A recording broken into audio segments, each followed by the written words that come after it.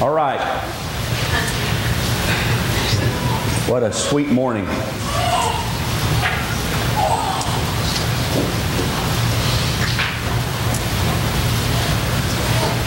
I'm worshiping from a place in my, let me tell you my last 7 days. I did a wedding, and the newlyweds are here this morning. And yeah, y'all aren't very excited about them, right? Yeah. Jeremy and Autumn Sanders. Anyway, so that was just a neat celebration. So that's like I was on cloud 9, and then the day after that I moved 2 girls, 2 daughters out of their apartment, get them on the way to St. Louis. So then I go from here to here, and then we went to New Mexico for a couple of days to check on Terry's mom and dad. And so I got to kiss Terry's 102-year-old grandmother, which was awesome. And she still lives alone, and it's just amazing. And we got to love on her, and that does something really good for your soul, to love on this 102-year-old woman. Just such a precious woman, and to know her story.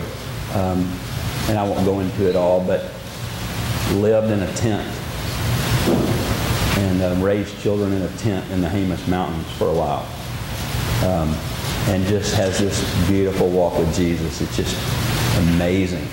And so dealing with that, and then Terry's mom has had some back issues, and Dad's got some health stuff, and to get to be with them and to hear my father-in-law pray was probably the highlight of my week. To hear this 70-something-year-old man just so in love with Jesus, and to hear him when he opens his mouth to pray, it's like heaven comes. It's like when it says Abraham and Moses talked as friend to friend. It was, it's like wow. And then to help Terry's 70-year-old uncle do some projects that he couldn't do, and in the process of that, him spilling these deep wounds in his heart, emotionally, just some stuff, and to get to spend time with him, and then to know that Terry went. She's at her we talked about this a lot yesterday. How simple. And how we desire simple. I really do. I want simple so badly. In fact, just the other day, when we were talking about that, we sing Be Still. Terry and I were talking, you know what a gyroscope is? So you put this little string on it, and you pull it, and the centrifugal force is just crazy. I mean, it's spinning like out of control. And yet, on its axis, it never moves. And life like that, our life, with 9 kids in college and church and all the stuff we do, it's like this centrifugal force in our life is just spinning out of control, and kids with basketball and all these schedules, and yet Terry and I have been talking and praying about, I just want to be quiet here. I want to be quiet in here, even though everything out here. So we're at Terry's home, and this town where she grew up, and I really prayed that God would speak to her through some memories and things. And she told me last night or this morning, I forget, it all runs together, that she had gone to this place in town where it's called Overlook Park, and it overlooks the Rio Grande. This is on the southern end of the Rocky Mountain chain. And she gets on her knees on this rock on Overlook, and I won't tell you what she prayed, but so that's where I'm worshiping from this week. Just this deep place in me, that kissing a 102-year-old to watching my wife. Moving kids, and then today we say goodbye to Nate and Amanda, who are moving to Houston. So it's like, so when I start preaching, who knows what you're going to get. All right, if you have your Bible, turn to Exodus chapter 4. Exodus chapter 4. Exodus is just such a wonderful book. The man that led me to the Lord, his name was Hal Upchurch, and Hal Hal was a pastor in this little church very similar to this in far west Texas where I grew up. And one Saturday morning, Hal Upchurch called my mom and said, could I come talk to Bobby? And she said, sure. And I would do anything to get out of Saturday morning chores. And so he came over in his 1961 Dodge Dart and asked me to sit in the front seat with him. And he led me to Christ that day. And I got baptized. And anyway, but Hal Upchurch is the one that just really turned me on to a love for the book of Exodus. He taught with just such tremendous power and conviction. It was awesome. Okay, Exodus chapter 4. We're going to look just quickly at it's really 2 sermons, but I'm going to make them 2 devotionals and not long sermons. So Exodus chapter 4, let's start in verse 6. Okay, so remember, this is around the burning bush, and God has called Moses out of the burning bush, and he begins to speak to him, and Moses, here I am, and he's talking, and so this is in the conversation. All right, he just told them that he's going to lead the people out of bondage, and he goes, well, who do I tell them that is sending me? Tell them that I am. Last week we looked at what's that in your hand? It's a rod. Throw it on the ground. Remember, I broke the stick up here. You throw it on the ground, it became a snake and all that. So in this next little part of this conversation, the Lord says in verse 6, put your hand inside your cloak. So he puts his hand inside of his coat, like Napoleon Bonaparte. So he sticks his hand in, and so Moses put his hand into his cloak, and when he took it out, it was leprous like snow. Now put it back in your cloak, he said. So Moses put his hand back into his cloak, and when he took it out, it was restored like the rest of his flesh. Okay, I want to talk about that little thing for a minute, okay? About what all that meant. By the way, I just saw, again, if I don't say it now, I'll forget. Sandy Solomon. Hey, Sandy, wave. Sandy. Now, so I've asked Janice to forgive me. Sandy, will you forgive me? Sandy has a knee replacement in the morning. Okay, so remember to pray for Sandy. All right. So, okay, in the Bible, remember we talked about that Exodus, there are lots of types. Remember, like Egypt is a type of the world, right? Pharaoh is a type of Satan. Moses is a type of Christ. Leprosy is a type of sin. So I'm going to show you a little bit, and then I'm going to get you to write down a couple of verses so you can do some homework later, okay? So leprosy is a type of sin in that, number one, it's a type of sin in its loathsomeness.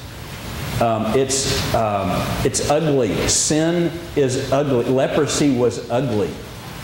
And so is sin. And I'll just chase a wild goose here from the get-go. Listen, stop trying to make your sin pretty, because it's not. You will be in trouble. I will be in trouble every day I do not call sin what it is. Some of us, we've gotten so good at, instead of naming it sin, we name it something else to kind of take the rough edges off. Listen, you can't do it. It's like Steve Williams, who stood up, I was an alcoholic, and Gary, I'm a drug addict, and the day finally came when they go, I'm calling this what it is. It's sin. And so stop playing around trying to make your ugly pretty. We have to say, we have to name our sin what it is, okay? So leprosy is a type of sin in that it's loathsome, it's ugly. The second thing is it's like sin in its contagiousness.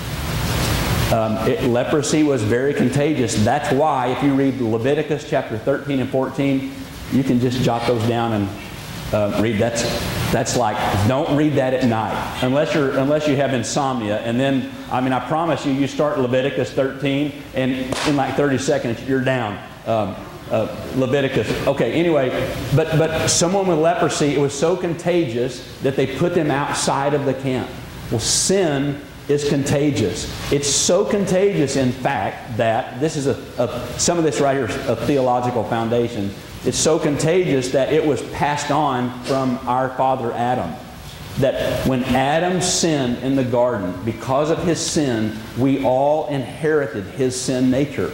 It's so contagious that it is passed down through the centuries and millenniums to you, to me. I have a sin nature because its contagion that came from Adam. Does that make sense? In a minute, I'm going to show you God's remedy for all this. Okay? Number 3, it's a type of sin in its rapidity of how quickly it spreads. It spreads like crazy. Listen to me. Sin spreads so quickly. And we think we're all that. We think, well, I've got it now. Remember, I told you this, one of my very favorite quotes ever is Oswald Chambers says, an unguarded strength is a double weakness. Lock that away. If you don't hear anything else, memorize that in your head. An unguarded strength is a double weakness. Just when you think, I got my stuff together and I've got it now, okay, I got this Christianity thing figured out, hello, get ready. If you drop your guard there, you've set yourself up to fall in a doubly way? What? Okay, never mind. All right. Number 4, it resembles sin in its insidious nature. What that means is that it starts small. Leprosy started with just a tiny little dot, like maybe where a boil had been, or this tiny little thing. And it seems so, it's not a big deal. And before long, it has just spread itself all over the body. And that's like sin. You go, that's just a little thing. Listen, it is not a little thing. The accumulation of small is not small. Over time, you just, it's a little, that's just a little, and before long, this little and this little and this little, this little, it just becomes this massive thing. And that's kind of sin. Steve has taught me this. I don't even know exactly what it means. I pretend like I do, so he'll leave me alone. But no. But one of his favorite sayings is, Bobby, you clean as you go. Right? Did I say it right? You clean as you go. And it's like, okay, there's a little sin. You deal with it now. Deal with it now. Let me just get out here on a rabbit trail. Listen, Mom and Dad, deal with it now. When there is an issue in your home, disobedience, disrespect, whatever, you don't just, he just had a bad day. Really? Guess what your days are fixing to be? Okay, I won't get off on that. All right. It resembles sin in its incurability as far as humans are concerned. There was no cure. And there is no cure for sin except one, and we're going to look at that in a minute. So, for a little side reading, I've had these in my Bible just for years and years, and you're going to go, how do you think that says that? Just trust me, okay? Psalm 106, verses 34 through 39. Psalm 106, 34 through 39, and James 1, 14 and 15. And so, if you read those, what you see this progression of sin. That it starts small, like leprosy. And like it starts with a desire or a temptation, and then you yield to that and there's sin, then you yield to that and then there's bondage, and you yield to that, there's death. And so those two verses, just look those up and watch this progression of kind of sin. Okay, so, all right, so leprosy is a type of sin. Moses is a type of Christ. Okay, stay with me. This is kind of theological. And I get it, but it's so, we have to have this foundation. You have to have this. Okay? So Moses is a type of Christ. This is awesome. Okay, so first, when we see Moses, we see him whole. And then we see him leprous, and he sticks his hand in, and then he takes it out and we see him whole again. So he sticks it in, he takes it out and looks, and it's leprosy. And God says, put it back in. He takes it out. And so we see him. He's whole, and then he's leprous, and then he's whole. Okay, watch. Stay with me. This beautiful picture of Jesus. This is exactly the view that Scripture gives us of Jesus. He was holy in himself. He was the Holy One. Listen to this. You can write these down just for time's sake. He had no sin. Hebrews 4:15. Jesus had no sin. He was whole. He had no sin, Hebrews 4:15. He did no sin, 1 Peter chapter 2, verse 22. And then Paul wrote in 2 Corinthians 5:21 that he knew no sin. So, he had no sin, he did no sin, he knew no sin. But in infinite grace, watch this. So he was whole. But in his grace, in the grace of God, in the plan of God, The Bible says that Jesus was made sin for us. So here, watch this. This is awesome. So God reaches into creation, what He created. He reaches into, in the form of Jesus, the Father became flesh and dwelt. The Word became flesh, dwelt among us. He was whole, and He became sin for us. This is awesome. Watch this. Are you with me? Okay. 2 Corinthians chapter 5, verse 21. He became sin for us. 1 Peter 2:24 says, He bore our sin in His own body on the tree. He became leprosy. He became sin on our behalf. And because of this, watch, He was at that time, just like when the lepers were put out, they had to be put out of sight because they were defiled and unclean. Listen to me. Jesus became defiled and unclean for you. Boy, you talk about a reason to worship. I'll jump up and down screaming, and Jesus became unclean and defiled for me and for you. It wasn't inherent. He's not that at all, and yet it was imputed on Him. He took it on Himself. Okay? So, the leper's place was outside of the camp. That's in Leviticus chapter 13, verse 46. Away from where God dwelt. Watch this. And on the cross was outside of town, and Jesus was taken out like a leper, an outcast. He was put on a cross, and for 3 hours, the New Testament says, He was separated from a holy God for 3 terrible hours, away, outside of camp. But after this awful penalty of mine, this awful penalty of sin, your sin and my sin, after He had endured that, and the atonement was finished, the forsaken one, watch, this is awesome. So he became that. He died on the cross, and He was put in the tomb. And watch this. And then God goes, okay, watch this. And He puts His hand in again. And He puts His hand in this tomb, and He brings it forth. And He's whole again.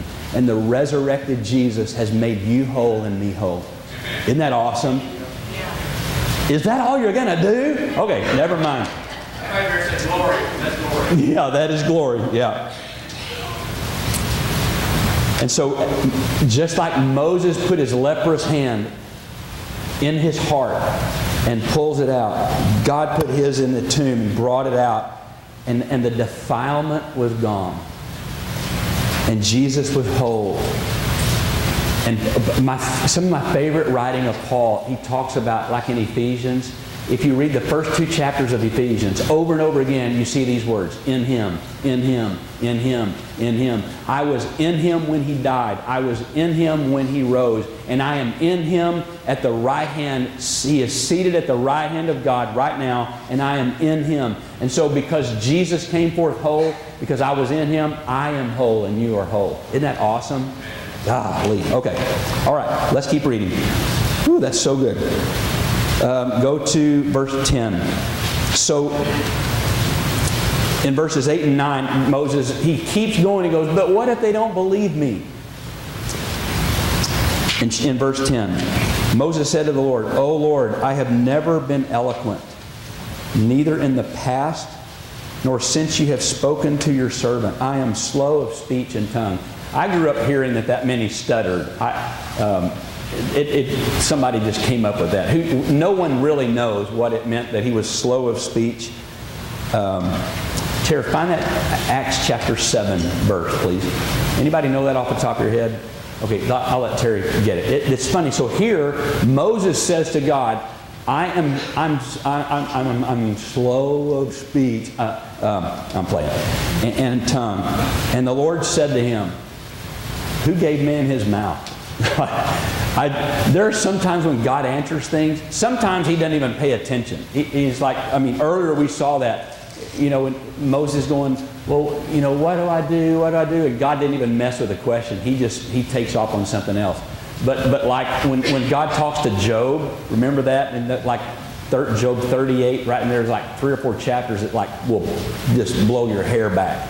Where were you there when I had the Leviathan on a leash? Were you there? Do you know where the snow is stored?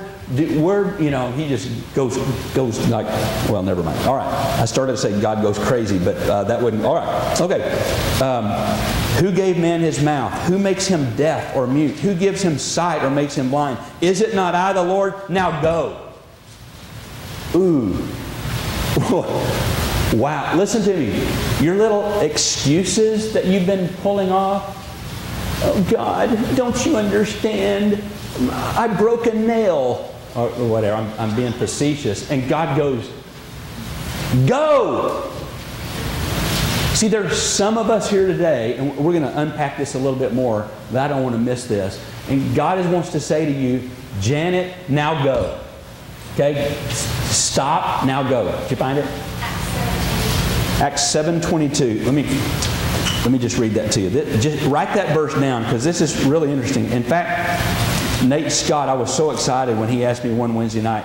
He said, I read this about when Moses said, I'm slow of speech, but over in Acts chapter 7, this is when Stephen was fixing to be stoned. He's like preaching his heart out, and he gets stoned right after the sermon. But in the middle of the sermon, he says, Moses was educated in all the wisdom of the Egyptians and was powerful in speech and action. What? So somebody else saw Moses as powerful in speech and action, and yet Moses is going, I can't do this. I'm slow of speech. Moses said, oh Lord, please send someone else to do it. That may be one of the saddest verses in the Bible. And we're going to talk about that. And then the Lord's anger burned against Moses, and he said, all right, what about your brother Aaron? He's already on the way to meet you. His heart will be glad when he sees you. You will speak to him and put words in his mouth. Let's talk about that a minute.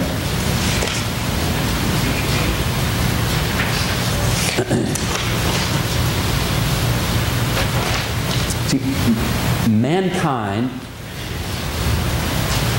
how do I say this? Mankind basically is generally inclined to be self-assertive, self-promoting, self-sufficient. So much so that, self-serving? Yeah. So much so that when someone comes along and they're a little hesitant to assert themselves from a lack of confidence or timidity or whatever, we want to go, oh, they're really special, because it's so antithetical to the whole self-serving thing. But there's a diffidence which is wrong. It's like this self-distrust. Okay, so let me say it another way.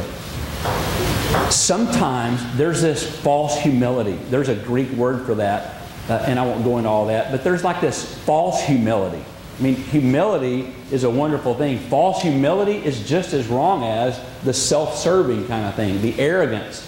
And so we're gonna see that here, okay? In Romans 12:3, Paul exhorts us to not think of ourselves more highly than we ought. Remember that verse? Don't think of yourselves any more highly than you ought to think. But there's this implication there that it's almost like he's saying, nor think too lowly of yourself, because he goes on to say, he uses this word called, but use sober judgment. And so he kind of implies that not only do you think not too highly of yourself, but don't think too low of yourself. And what are you trying to say? Well, here it is. Because Moses said, I just can't do it. You're going to have to do somebody else. He thought too lowly, and here's the deal. He lost so much. And we're going to look at what he lost. Okay? I hope I can make sense. Terry and I have chewed on this verse literally for like 20 years, going, wow, what is that? What does all that mean? And I don't know all that it means, but I want to show you a couple of things. So what did he lose? Because he persisted in being distrustful of God. And the first thing he lost was he lost the gift of eloquence. which God would supernaturally have bestowed upon him. God knew all about Moses, and God was ready. God said, I'm calling you to do this, and I will supernaturally give you everything that you're going to need to do what I've called you to do. And because Moses weaseled out of that with his excuses and all that, God goes, then I'm going to have to use Aaron. Moses missed the supernatural anointing and the giftings of God because of his excuses. Listen to me. God has things for you. God has purposes and plans from the foundation of the world that He made you for. You have destiny deposited in you. And when you forfeit that because of your lack of trust, your lack of faith, because of your flimsy excuses or whatever, you miss out on, you forfeit, this frightens me, you forfeit the supernatural power of God in your life. Number two, he lost half of his leadership. See, God had called him to be the leader. God had called Moses alone to lead the people out of bondage. Listen, God knows what He's doing. And we get in trouble when we think we know more. Oh, God, no, you didn't mean to call me. I'm slow of speech. I'm too old. I'm not qualified. I don't have enough education. I'm a woman. I'm a blah, blah, blah, blah, blah. And God goes, now go! Just like He did to Moses. It's like He's putting His hands over his ears. Would you shut up for a minute?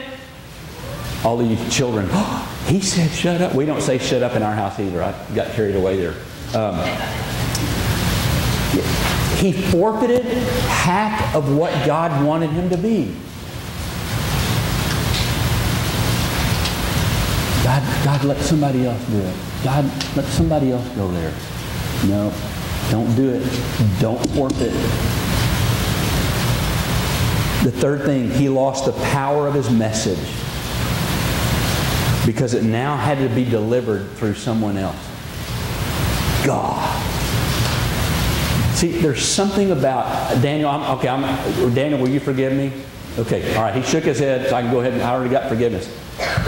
One of the very first Sundays that we came, after Alan saw Terry at Sam's, can Bobby come fill in? It may have been that first Sunday. Daniel Capps sang that morning. Now, Terry and I went and heard Michael McDonald last week at the Symphony. Daniel's not a Michael McDonald, okay? And yet, because where it came from in him, I don't even remember the song, but he was singing from his toes. And it just like came up, it's like it just bubbled and boiled until it came out of his mouth. And to me, it was like Pavarotti or whatever. I mean, it was just like the most gorgeous. What was it that made it that? It's nothing against Daniel. Daniel, forgive me. But it was from here, and because it was from here, it sounded like I was in heaven. Does that make sense?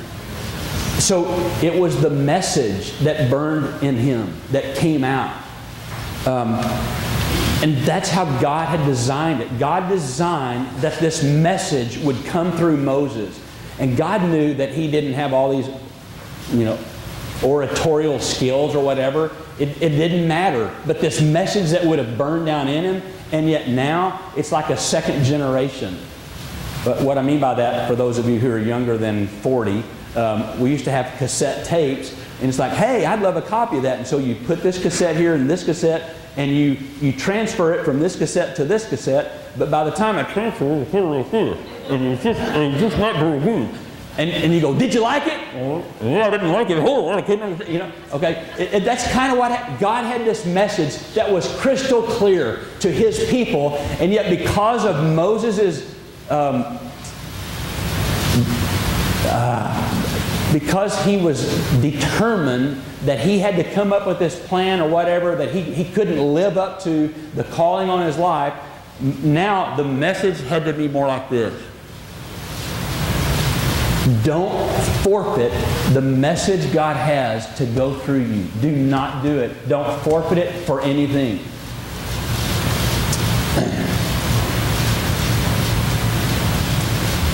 Terry and I are songwriters, and so we go to a lot of songwriters' nights to hear friends and whatever. And there's something about when a songwriter sings the song. For instance, when we were at the Michael McDonald thing with the symphony last week, his bass player's name is Tommy Sims, and Tommy wrote "Change the World," which Eric Clapton made a massive hit a year or two ago. And that was awesome. We took Brooks to hear Eric Clapton when he was here playing, and I loved to hear that song. But when the songwriter sang it, it's a whole different deal. I mean, here's Tommy, he's standing up there on the stage, and he starts singing this song, and it smokes Eric Clapton's version. Why? Because it's his message. Because he wrote it. It came from here. That's kind of a picture I get of this. Okay. Number 4, he lost his authority. His authority was now divided. And it gave Aaron, watch this, it gave Aaron this undue influence on the people. What are you talking about? Go to Exodus chapter 32.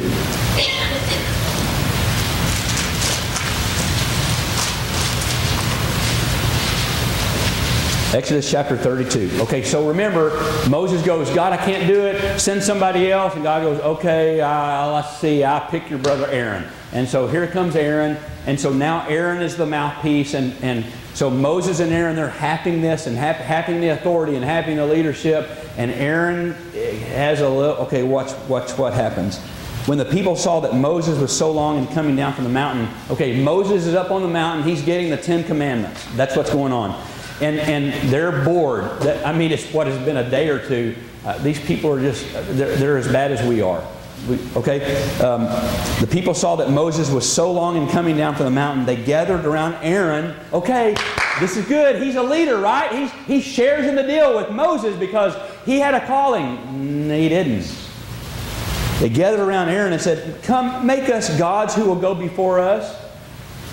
I love what Frederick Buechner, one of my favorite writers that I tell you about sometimes, when he's writing about Aaron, his last sentence is about when they're dancing around this golden calf, and he says, I guess they thought that a God in hand was worth 2 in the bush. Anyway, never mind. All right, so it's awesome. Come make us gods who will go before us. As for this fellow Moses, what? Are you serious? Listen how they talk. As for this fellow Moses who brought us up out of Egypt, which we didn't want to do in the first place, we don't know what's happened to him. You don't know what's happened to him? He's up on the mountain praying on your behalf so that God doesn't take a sword through the land and cut all your heads off. This fellow Moses, okay. Aaron answered them, okay, take off your... Aaron, what are you doing? Aaron goes, take off the gold earrings that your wives, your sons, and your daughters are wearing and bring them to me. Aaron, don't you sometimes you just want to crawl inside of this? What are you doing? Aaron! So all the people took off their earrings and brought them to Aaron. He took what they handed him and made an idol cast in the shape of a calf, fashioning it with a tool. And then they said, these are your gods, O Israel, who brought you up out of Egypt. What? Listen, because Moses said, I just don't speak too well. This is what happened. Listen, God has called some of us in this room to things, and you know it. Down deep, your heart's going, yeah, there's a calling on me. There's a calling on my life. And you've not gotten up under it for one reason or another. It's too heavy for me, or it's too this. I don't know how I'm going to pull it off money-wise, or blah, blah, blah. And listen, this is the result of you not obeying. The result of Moses not obeying is they're dancing naked around this golden calf because God had to give someone else to deliver the message, and that guy didn't do it. I wish I can't communicate it. This breaks my heart. This story absolutely breaks my heart, because there are people in this room that at one time or another God has called you to something, or He has spoken deep inside of you with a dream or a passion, and you've made an excuse here, and this is the result of that. Not you. This is what it looks like. What's happening here is what it looks like when you don't get up under what God called you to be and made you to be. Okay. When Aaron saw this, he built an altar in front of the calf. Okay, it wasn't enough just to build the calf. Now he builds an altar in front of the calf, and he announced, tomorrow there will be a festival to the Lord. What? So the next day the people rose early and sacrificed burnt offerings and presented fellowship offerings. Afterward they sat down to eat and drink and go to indulge in revelry. And verse 7, then the Lord said to Moses, go down, because your people... What? Oh my gosh, really? Your people, watch when Moses talks back. It's so funny. Because your people whom you brought up out of Egypt, God wants you to own your calling. He wants you to own what He's destined you for. They've been quick to turn away from what I commanded them. They made themselves an idol cast in the shape of a calf. They bowed down to it and sacrificed to it and have said, these are your gods, O Israel, who brought you up out of Egypt. I have seen these people, the Lord said to Moses, and they are a stiff-necked people. You think? Now leave me alone so that my anger may burn against them and that I may destroy them. Then I will make you into a great nation. God. Do you hear? Okay, so God's angry, and He goes, okay, I'm going to save you. I'm wiping every one of them out. Moses sought the favor of the Lord his God. Man, they better be glad my name wasn't Moses. I mean, right? This verse would not have been there if Bobby Price had been there. When Moses sought the favor of the Lord his God, oh Lord, why should your anger burn against your people? I'm laughing because remember God says, your people, and now Moses is going, no, they're your people. But why? So Moses is interceding on their behalf. Little side note. This is what intercession looks like. This is a picture of praying for other people. This is the picture of when Janice gets word,